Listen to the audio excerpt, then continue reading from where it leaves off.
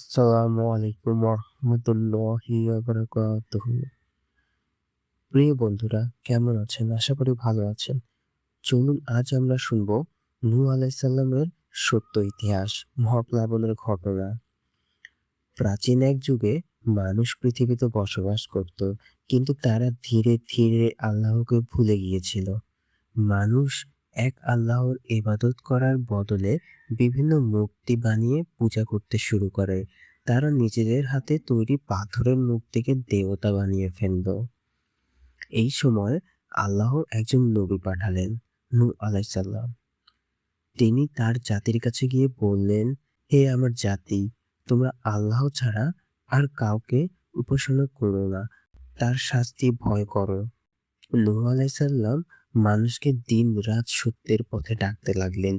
তিনি কখনো প্রকাশ্যে মানুষের সামনে কথা বলতেন, কখনো একা একা গিয়ে মানুষকে বোঝাতেন। বছরের পর বছর কেটে গেল। ১০ বছর, ৫০ বছর, ১০০ বছর।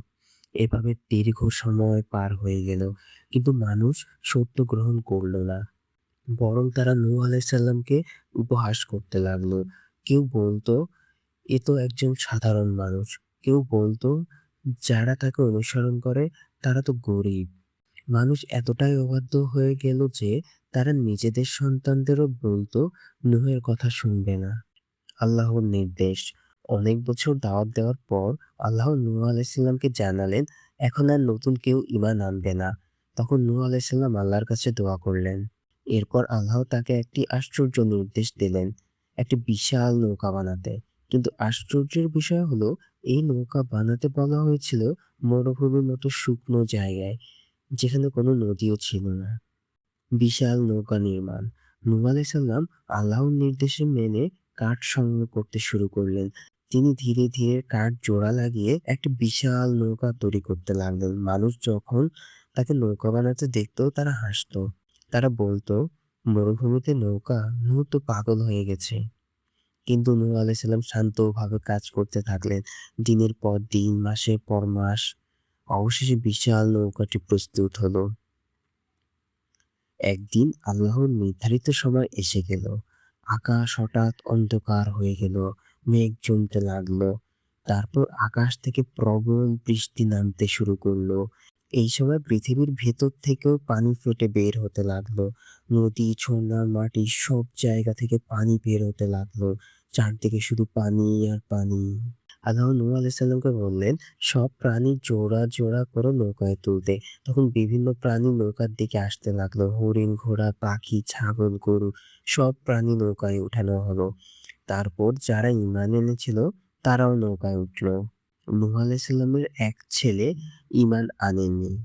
পানি যখন বাড়তে লাগলো, নূহ আলাইহিস সালাম দূর থেকে তাকে ডাকলেন। তিনি বললেন, হে আমার ছেলে, আমাদের সাথে নৌকায় উঠে পড়ো। কিন্তু ছেলে বলল, আমি পাহাড়ে উঠে যাব, সেখানে পানি পৌঁছাতে পারবে না।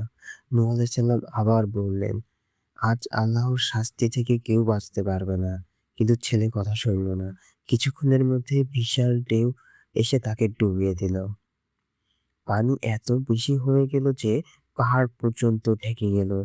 বিশাল ঢেউ আকাশের দিকে উঠছিল। নৌকাটি সেই ঢেউয়ের উপর ভেসে চলছিল। চারিদিকে শুধু উত্তাল সমুদ্র। দিনের পর দিন নৌকা ভেসে চলল। অবশেষে আল্লাহ নির্দেশ দিলেন, পৃথিবী তার পানি গিলে ফেলুক। আকাশের বৃষ্টি থেমে গেল। ধীরে ধীরে পানি কমতে লাগলো। নৌকাটা গিয়ে থামলো এক পাহাড়ের উপর। সেই পাহাড়ের নাম জুদি পাহাড়। পানি সরে গেলে নূহ আলাইহিস সালাম এবং তার সাথে থাকা মানুষেরা নৌকা থেকে নেমে এলো। পৃথিবী আবার নতুন ভাবে শুরু হলো। এই ঘটনাটি মানুষের জন্য একটি বড় শিক্ষা হয়ে রইল। যখন মানুষ সত্য অস্বীকার করে এবং অন্যায় বাড়িয়ে দেয়, তখন আল্লাহর শাস্তি আসতে পারে। এই গল্পটি কুরআনে বহুবার উল্লেখ করা হয়েছে, কারণ এতে রয়েছে ঈমানের শিক্ষা, ধৈর্যের উদাহরণ, আল্লাহর শক্তির নিদর্শন।